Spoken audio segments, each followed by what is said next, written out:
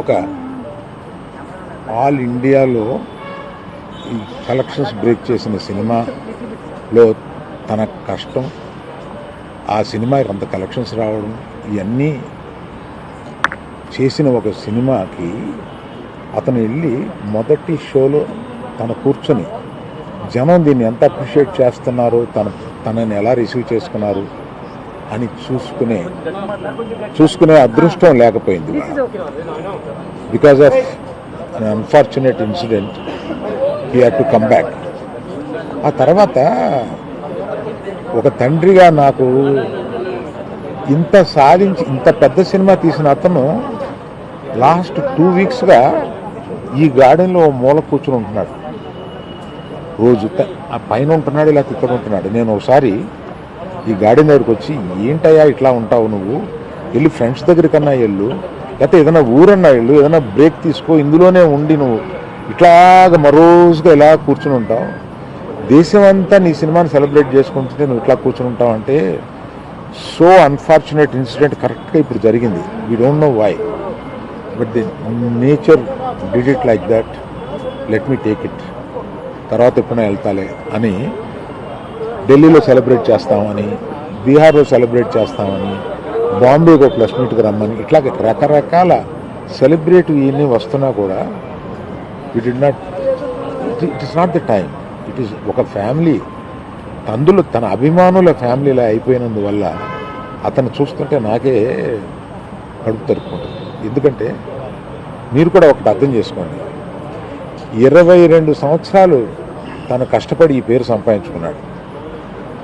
ఇది ఒక రోజుతో వచ్చింది కాదు, ఒక సినిమాతో వచ్చింది కాదు, ఒక ప్రెస్ మీట్తో వచ్చింది కాదు, ఒక ఇన్సిడెంట్తో వచ్చింది కాదు. ఇది క్రమక్రమంగా అతను బిల్డప్ చేసుకున్నాడు. ఆ బిల్డప్ చేసుకోవడం కాదు, 3 జనరేషన్స్ నుంచి వస్తుంది. మీరు ఎప్పుడైనా 3 జనరేషన్స్ని చూశారు, ఎప్పుడైనా మేము ఇట్లాంటి బ్లేమ్ తీసుకున్నాము, మేము ఇలా బిహేవ్ చేస్తాము, ఇలా ఇర్రేషనల్గా ఉంటాము, మీరే అర్థం చేసుకోండి.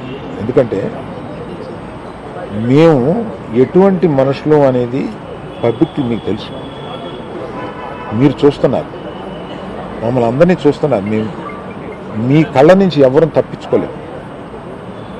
అటువంటిది ఇటువంటి ఒక ఫాల్స్ ఇన్ఫర్మేషన్ తోటి ఒకరు మాట్లాడుతుంటే అది బాధేసింది వాళ్ళు చూస్తే. కనుక ఈ క్లారిఫికేషన్ ఇవ్వాలని అతను అన్నప్పుడు తప్పనిసరిగా ఈ క్లారిఫికేషన్లో లీగల్ అబ్జెక్షన్స్ ఏమైనా ఉన్నాయని కనుక్కొని లేవని తెలిసిన తర్వాత ఈ క్లారిఫికేషన్ ఇచ్చారు. దయచేసి ప్రెస్ వారు, ప్రజలు మీరంతా ఆదరిస్తే, మీ అభిమానంతో పైకి వచ్చిన కుటుంబం నేను, ఆ అభిమానాన్ని అర్థం చేసుకుని ఇలాగే కంటిన్యూ చేయమని నేను కోరుతున్నాను.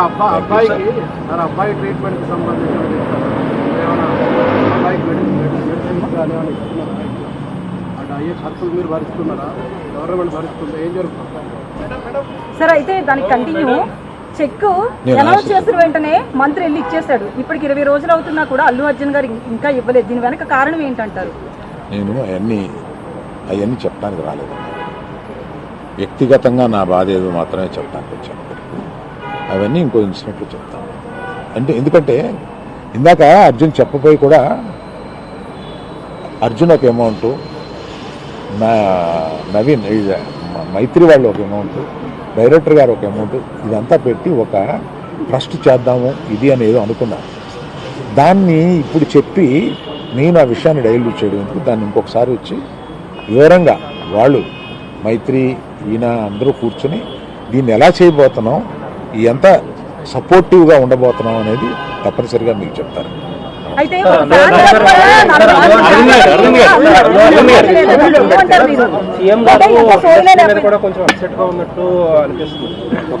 అరవింద్ గారు 1 క్లారిటీ అబౌట్ ద కేస్. 3 తరాలుగా మీరు సినిమాలో